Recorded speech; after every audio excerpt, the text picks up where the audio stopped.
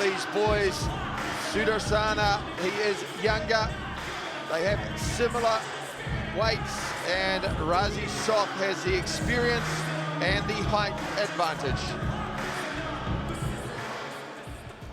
Once again, ladies and gentlemen, this bout is scheduled for 3 2-minute rounds of kickboxing action. It has a 62 kg weight limit and is sponsored by Kick Cafe. Introducing first, fighting out of the blue corner. He enters the ring wearing red trunks with yellow trim. He weighed in at 59.5 kgs, representing Cambodia kickboxing. He has 9 wins, 1 loss. He's the WMC North Island and WMC New Zealand and WKBF champion. Introducing Rasy, the Black Mamba Soth.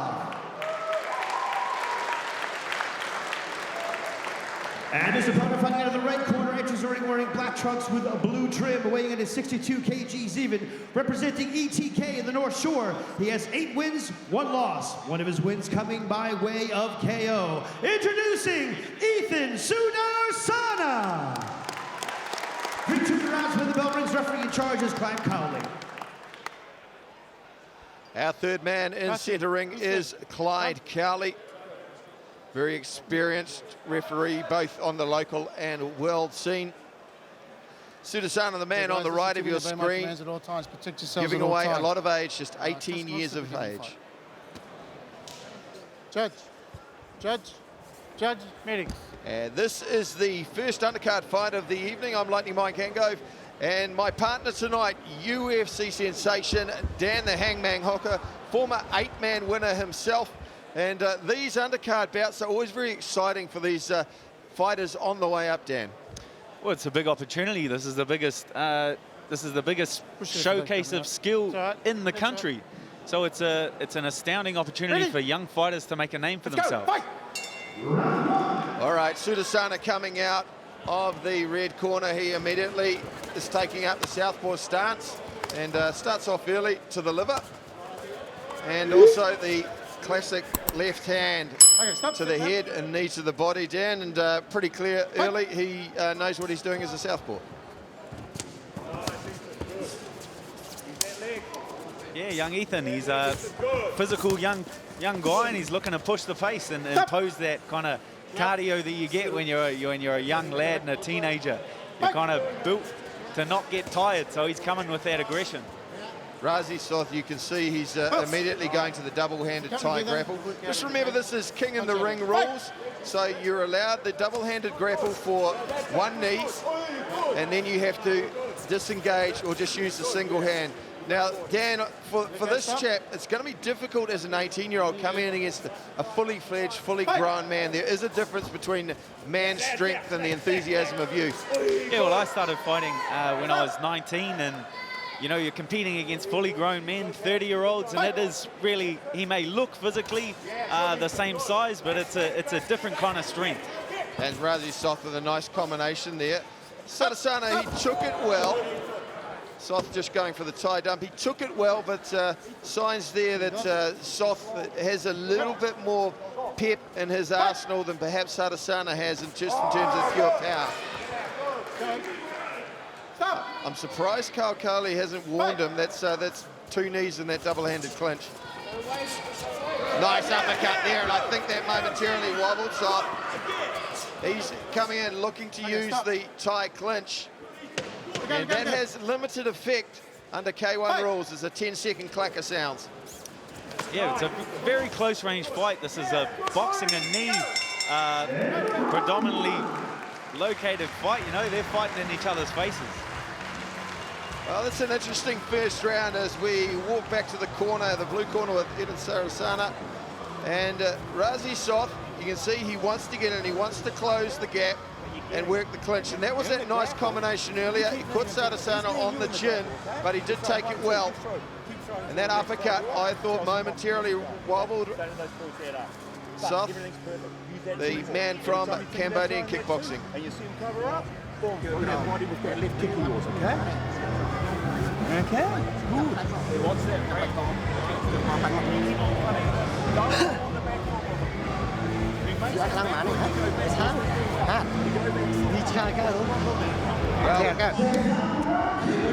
Speaking in the native Cambodian tongue, we're not going to get a lot out of that, Dan, but I'm pretty certain he'll be suggesting continue to close the gap and keep the pressure on the young man. Yeah, well, they're exchanging knees to the body, and it's they hurt each other with good, strong punching in that round. So if it continues that way, it's kind of who can keep it up the longest. Yeah, that first round could have gone either way. I'm going to marginally favour Soth, but not a lot in it. Could go either way. Like to see Sudarsana just try and avoid getting engaged in the clinch, because I think that's where Soth is particularly strong. Or if he does get engaged, shut it down quickly. Don't give Soth the opportunity to knee. Yeah, Ethan's doing a Gennady Golovkin-esque punching. You know, he's taking those punches, but there's no telling signs that they're hurting. He's taking them well, he's wearing them well, and he's pushing the pace. So K1 rules, of course, or King of the Ring rules, you can't walk with the leg. You have to deliver a striking technique and put the leg down when you kick catch. Lead leg teep there from Soth. He's using a power jab, just turning the elbow over and the knuckle, trying to catch Sudarsana as he's coming in. And again, using the left hook to set up the knee. It's not really the acid on the punch, it's a punch to set up something else. He's walking forward, looking for that one big strike, and it looks like he's attempting to clinch, but it's hard to get this kind of the effect he wants without the grappling that we see in K1. I'd like to see Sudarsana perhaps fake that left leg or come over the top with his left hand up straight afterwards.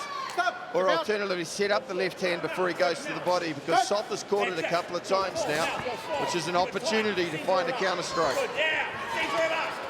A couple of nice kicks to the back leg, which is a southpaw special. Exchange of knees from both these boys.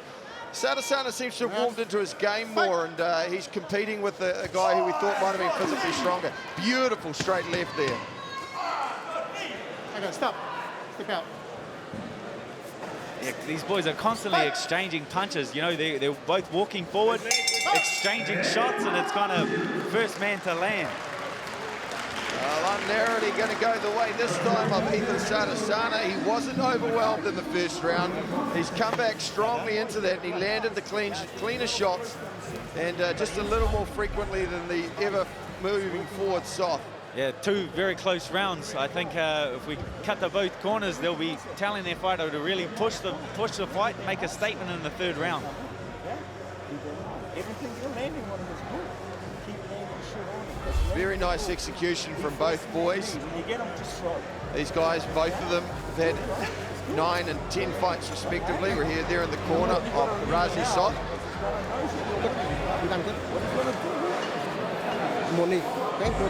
You're going to go extra hard, okay? You're the executioner. This round will define you in New Zealand. This is the round you'll be remembered for, not the other two. Make this your best, okay? Here we go. Well, there's some pretty motivating words from Greg Nisbet in the corner, and you know, a trainer who knows you and knows how to fire you up, Dan, can make all the difference. Yeah, expect them to come out hard in this third round.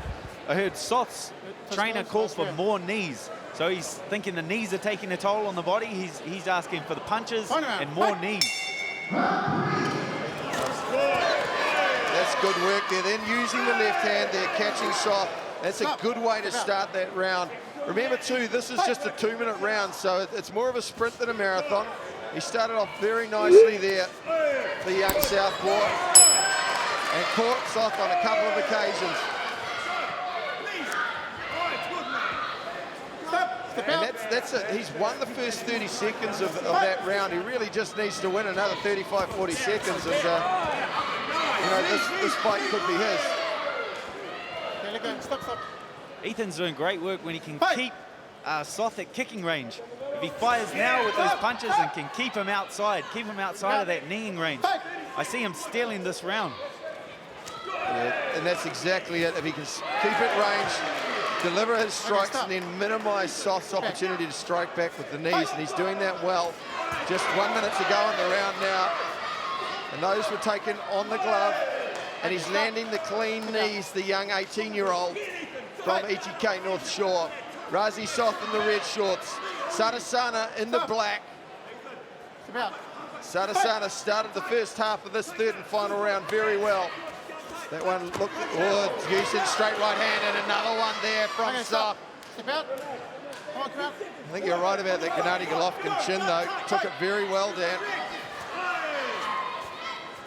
Stop. This fight may come down to this last 20 seconds. If you could hurt your opponent coming in, it may be a telling sign of the fight. Right now, Okay, Sudarsana is still beating him to the punch. Those two clean, one left hook, one clean right hand aside. Sudarsana has racked up points in this, the third and final round. Looking for the left hook, missed that. Well, it will be a very difficult fight to score. I think that third round was the most definitive of them, in favour perhaps of Sudarsana, but 1 and 2 could have gone either way. Yeah, Sudarsana, you know, listened to his coach, and he did a beautiful job in that third round. He came out on fire. He stole the first 2 minutes of that, so I'm going to have to go with Sudarsana for a massive third round. Oh, there you have it. Dan the Hangman hookup. New Zealand's premier UFC fighter, based here at CKB in Auckland. Also a shout out to Shane Young, New Zealand's resident second UFC fighter. He's fighting in Sydney this weekend. That's what you want. But just 18 years of age, Ethan Sudarsana, he didn't crack under pressure, and he may have edged a win over a veteran. All right, fighters, to center ring, please.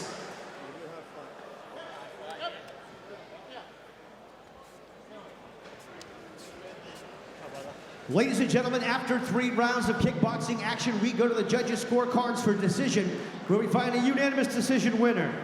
Your winner fighting out of the red corner.